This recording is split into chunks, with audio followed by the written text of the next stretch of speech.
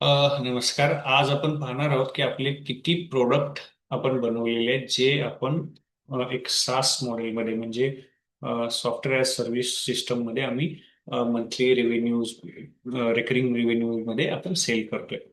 त्यामध्ये सगळ्यात पहिले येतं इनव्हॉइस मॉडेल. इनव्हॉइस मध्ये जर मी क्लिक केलं तर तुम्हाला लक्षात येईल की इथं तुम्हाला वेगवेगळ्या ऑप्शन्स आहेत. म्हणजे काय, प्रोडक्ट तुमचे जे असतात बिझनेसमध्ये, म्हणजे छोटा मोठा कोणताही बिझनेस असू दे, कापड दुकान असू दे, हार्डवेअर असू दे, त्यानंतर आपलं किराणा माल असू दे, त्यानंतर मेडिकल शॉप असू दे, कोणतेही दुकान असेल जिथं बिलिंगची गरज असते, इनव्हॉइसची गरज असते, तिथं हा यूज होऊ शकतो. एक एक्झाम्पल द्यायचं तर आता हे क्विक सेलमध्ये जर मी बघितलं तर इथं तुम्ही बघू शकता की हँड सॅनिटायझरवर मी क्लिक केलं तर साईडला तुम्हाला दिसेल की तो एक ऍड झालेला आहे. मी परत एकदा क्लिक केलं, दोन ऑटोमॅटिक होईल.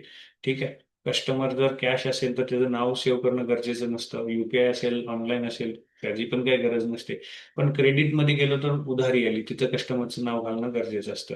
मग अशा पद्धतीनं तुम्ही कॅशमध्ये आला, कस्टमर ₹240 त्याचं बिलिंग झालं, त्यानं ₹500 दिलं तर त्याला 260 द्यायला पाहिजेत. अगदी किती दिले? ₹260 द्यायचे. ₹200 एक नोट दिली, 50 चेक दिले आणि 10 चेक दिली. कम्प्लीट बिझनेस म्हणजे ट्रान्झॅक्शन कम्प्लीट केलं. तर हा ट्रान्झॅक्शन रेकॉर्ड इमिजिएट रेकॉर्ड झाला. आपल्याकडे कॅशची रेकॉर्ड आले, युपीआय किती होते, उधारी किती गेली, या आजचे प्रोडक्ट कोणकोणते गेले, टॉप प्रोडक्ट सेलिंग मध्ये कोणता आहे आजचा. तर या सगळ्या गोष्टी तुम्हाला इथं कॅश समरी किती आहे, कोणत्या प्रोडक्टची आहे, तुमच्याकडे कॅश नोटा डिनॉमिनेशन सकाळी किती होत्या, आता किती असायला पाहिजे, त्या सगळ्या गोष्टी इथं तुम्ही ते मॅनेज करू शकता. ट्रान्झॅक्शन मध्ये काय काय झाले आजचं बघू शकता. डेली क्लोजिंग किती झाले सगळं मिळून ते पाहू शकता. ही सगळी सिस्टम इथं यूज करू शकता.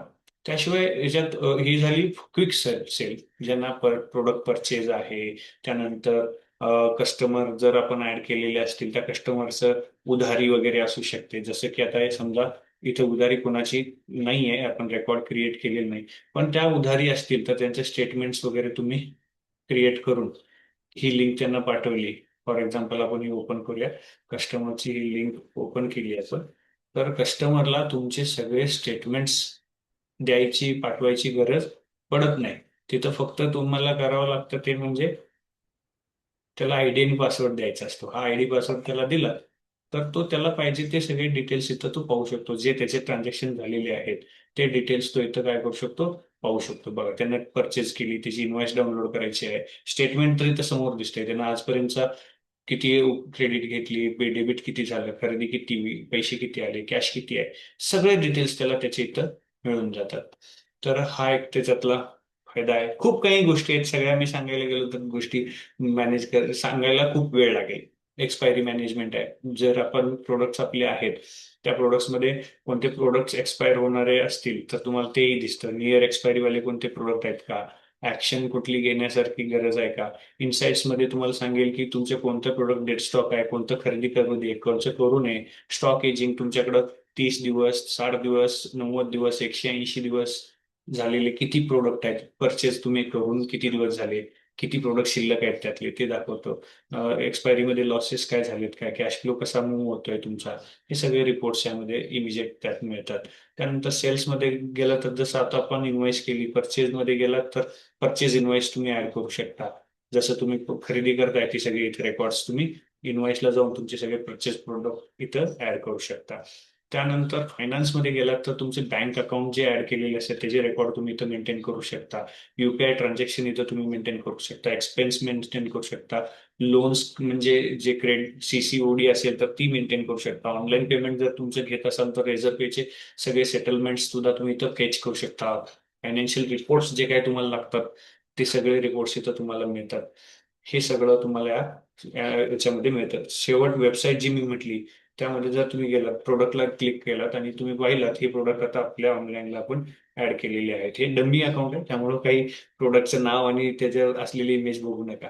ठीक आहे. मी प्रिव्ह्यूला गेलो की तुम्हाला अशी एक प्रिव्ह्यू मिळते. ई कॉमर्स वेबसाईट असते, ही तुमच्या डोमेनवरती असते.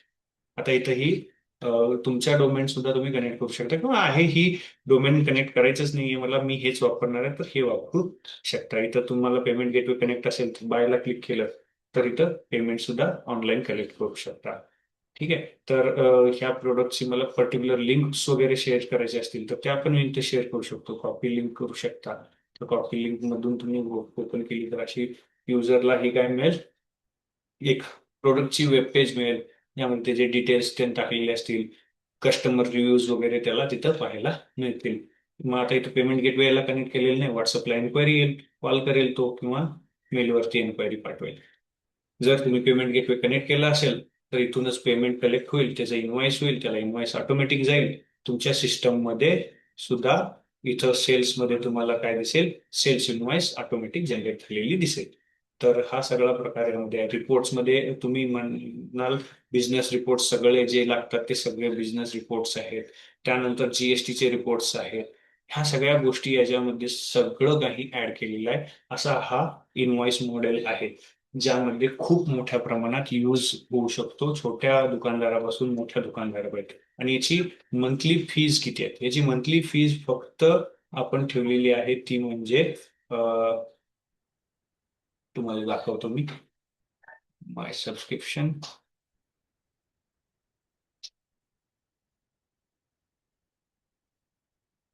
तर तुम्हाला दिसेल इथं आपण काय परचेसेस केलेले नाही त्यामुळं दिसणार नाही.